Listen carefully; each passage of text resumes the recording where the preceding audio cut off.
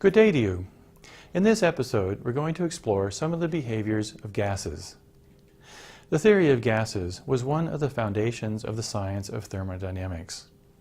It was in gases that, for the first time, clear connections could be drawn between the simple behavior of atoms, governed by nothing but Newton's laws, and important thermodynamic concepts like energy, work, and entropy. The people who made these connections, people whose names you'll recognize like Robert Boyle, Daniel Bernoulli, Ludwig Boltzmann, and James Clerk Maxwell, did so using highly mathematical arguments. And you had to be adept at mathematics yourself if you're going to understand the theory. Fortunately for us, we have digital computers and software tools to simulate these things, so that even if we are not mathematically adept ourselves, we can still visualize the behavior. And we're going to use one of those tools today, a program called NETLogo. NETLogo was developed by a programmer, Yuri Velinsky, originally at MIT, then at Tufts University, and now he's at the Center for Connected Learning and Computer-Based Modeling at Northwestern University. NETLogo is a so-called parallel agent-based simulation environment in which agents, called turtles, can move about a space with their behaviors governed by the properties of the space they occupy and by rules of interaction with other agents. It's a fun program, and best of all, it's free and downloadable from the NETLogo site. Here's the URL. You can also find it just by Googling NETLogo. Included in the package is an extensive model library, some of which we'll be using here today. And you can program it yourself. I've used it myself to simulate termite behaviors. Try it yourself. It's a really fun program. In the simulations we'll use today, the turtles are treated as gas molecules that can move around an arena, bounce off walls and each other, and so forth. Pretty simple stuff, but that's the point. Thermodynamics is a complex science that arises out of simple rules. Okay, with that, let's get started with the fun stuff.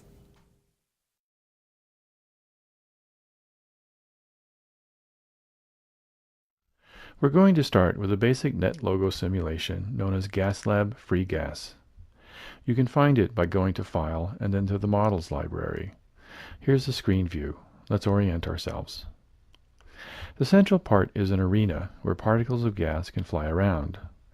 They can collide with the walls and bounce off them, and you can also set the simulation so the particles collide and bounce off one another, or not. There are several panels for setting up the simulation. You can set the number of particles, their initial speed, roughly proportional to the temperature, and how heavy the particles are. You can also set the simulation to trace the path of a particular gas particle. There are several panels that report out important measures from the simulation, including the particle's average speed, their average kinetic energy, which is 1/2 mass times the velocity squared. It also reports out how many particles fall into one of 3 speed classes: fast, medium, and slow. In addition, the simulation reports out the speed classes with respect to time and shows rolling distributions of both speed and kinetic energy. Finally, notice how the particles in the arena are colored blue, green, and red. This tells you which speed class each particle falls into. Okay, let's get started.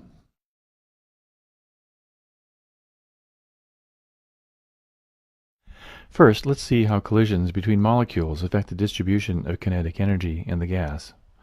Let's first set up the simulation. We'll set the number of molecules to 200, and we'll leave their mass at 1. We'll begin with a moderate initial temperature, which gives us an initial speed of 10. We're going to turn tracking off for the moment, and we'll turn collisions off as well. Finally, we're going to slow things down a little bit so we can more easily see what's going on. Now we press Setup, and we're ready to go now. The main thing to notice here is that the speeds and the energies of the gas particles are steady at what we set them to be initially. Let's speed things up and turn tracking on so we can see more easily what's going on. As you can see, the velocity of the molecule never changes. Okay, that's pretty boring. Let's stop that and set it up again. We'll turn tracking off and we'll begin now. We see the same thing as we saw before, but now watch what happens when I switch collisions on. Look how the distribution of speed and energy immediately spread. What is happening here is that collisions can now alter a molecule's velocity. Depending upon the angle of the collisions, gas particles can be made to speed up or slow down. Let's turn tracking on to see how this works and speed things up along a little bit. Note now how the color of the trace changes. This is reflective of the change of velocity of the molecules. Sometimes the collisions speed them up, sometimes the collisions slow them down. Okay, let's turn now to see what happens when we allow molecules to collide with a wall.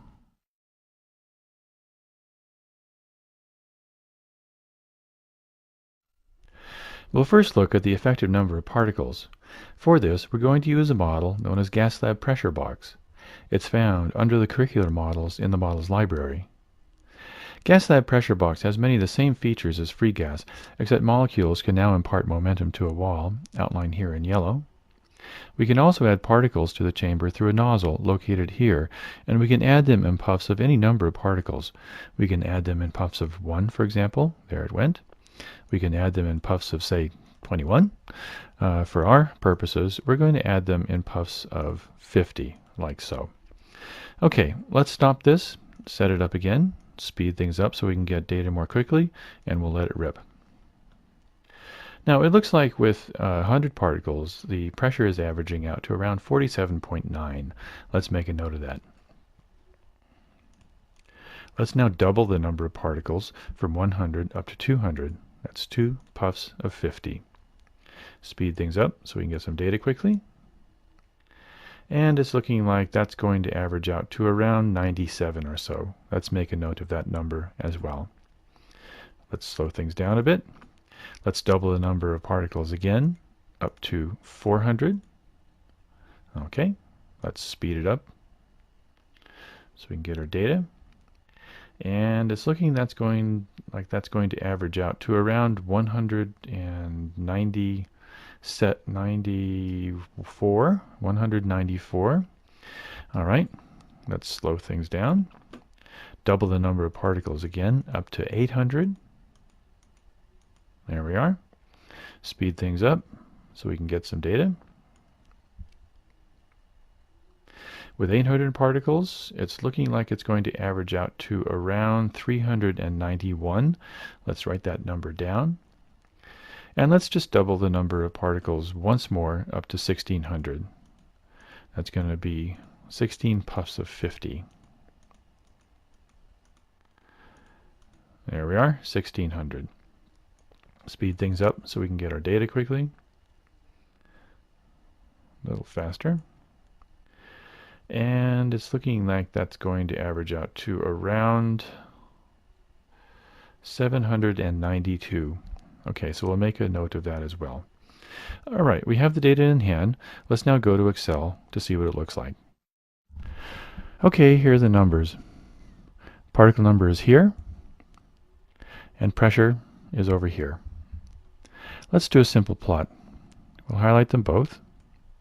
We'll insert a scatter chart, like so, and there are the numbers. It looks pretty linear. Let's confirm this by adding a trend line. Let's choose a linear model. Let's display the equation and a measure of goodness of fit on the chart, and here we are. It looks pretty good. Slope of 0.4961 and an R-squared value, which is essentially a measure of goodness of fit, very close to 1. This means it's an almost perfect linear fit.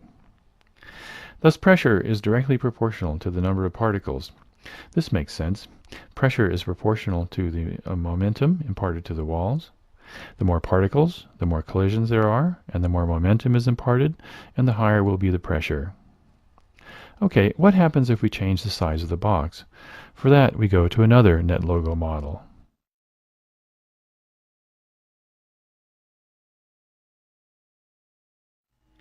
To simulate the effect of volume, we'll use a model known as Gas Lab Isothermal Piston. Isothermal just means the temperature has been clamped at some value. This is to avoid a complication that arises in real gases, namely that they heat up when compressed and cool down when they expand. Isothermal piston also has many of the standard gas lab features, but we can now change the volume of the box by moving one wall, here in orange, to the left or to the right, as if the wall was a piston. Okay, let's get started. We've set the number of particles to 500. The piston position is at 0. Let's compress the gas a bit, down to about a third of its original volume. And go. Now the volume is about 360, and the pressure looks to be averaging out at about 3,810. Let's make a note of that. Let's now allow the gas to expand a little bit, by about that much, and go again. Now the volume is 880, and the pressure looks to be averaging out at about 1,470. Let's do that again, and go. Pressure goes down again. Our volume is about now 1,520, and the pressure looks to be averaging out at about 720. Let's let it expand again to about this much, and go. Now the volume looks to be about 2,280, and the pressure looks to be averaging at about 530. And once more, almost to the entire volume, and we'll go again. Now our volume has gone up to 3,000. We'll just make a note of that.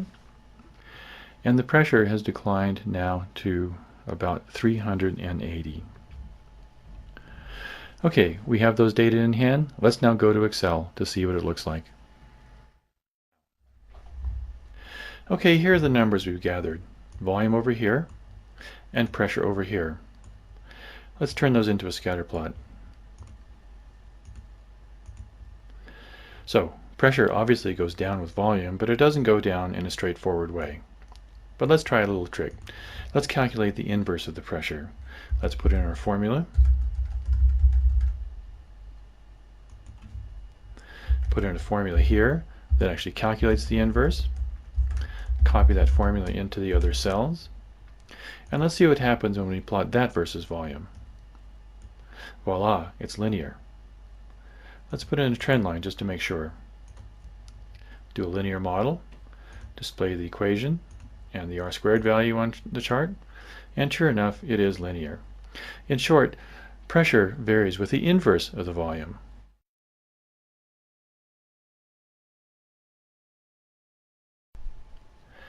So both particle number and volume affect pressure, but in different ways. Can we put these together somehow? We can use isothermal piston for a kind of experiment to show how it can be done. What we can do is see how pressure is affected by different combinations of volume and particle number. For example, we can set a particle number, say 100, and see how pressure is affected by different volumes, 600, 880, 1200, 1800,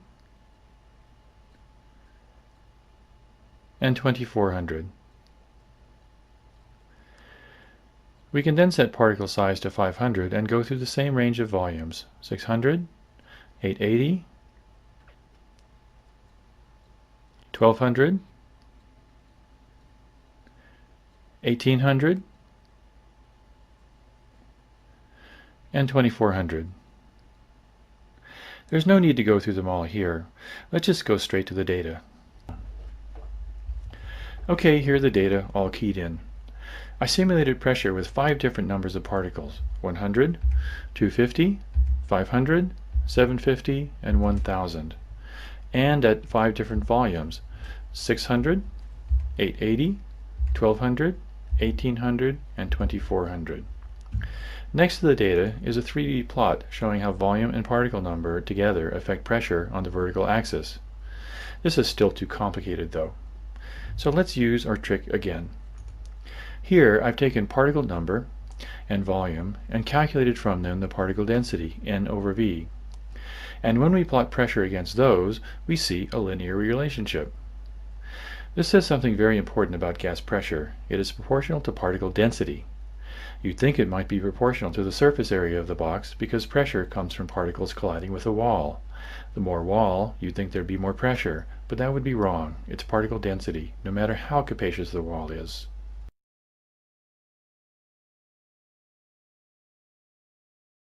Real gases are often mixtures of different gases. Our atmosphere, for example, is a mixture of nitrogen, oxygen, and small amounts of CO2, water vapor, and other trace gases.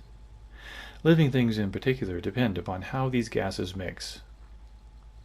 We can use another gas lab simulation, 2-gas, to study this. We've changed the one you see here a little from the one that you see in the model's library. 2-gas divides the world into two compartments, left and right, that are separated by a wall, within which there is a port that can be either opened or closed. Here the two gases have the same mass, but different initial speeds. This corresponds to one being cooler than the other. Now let's watch what happens when we open the port. As the slow particles, the magenta ones on the left, collide with the fast molecules, the cyan ones on the right, there is a net transfer of momentum, so that the average speeds and energies of the two types of molecules equalize. We'll come back to this in more detail in another video. What really interests us here is how the two gases mix. The most basic mixing process is a process called diffusion. We can use 2-gas to look at this in some detail. We're going to follow how quickly either type of molecule moves to the other side, that is, how fast the magenta particles move from left to right, and how fast the cyan molecules move from right to left. These numbers are plotted on this top graph over here. We'll start with equal numbers of molecules with the same size and same initial speeds. This corresponds to pressure and temperature being equal on either side of the barrier. So let's open the wall all the way and let her rip. Look how even the mixing is. That is, the magentas move from left to right as fast as the cyans move from right to left. Now let's complicate things a bit. What happens if one molecule is larger than the other? That's easily done.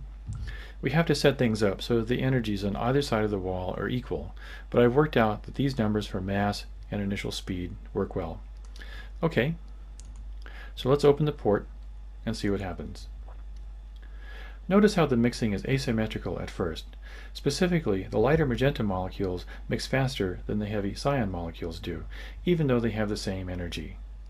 This is an important feature of diffusion mixing. The heavier a molecule is, the slower it diffuses. Okay, one more simulation to go.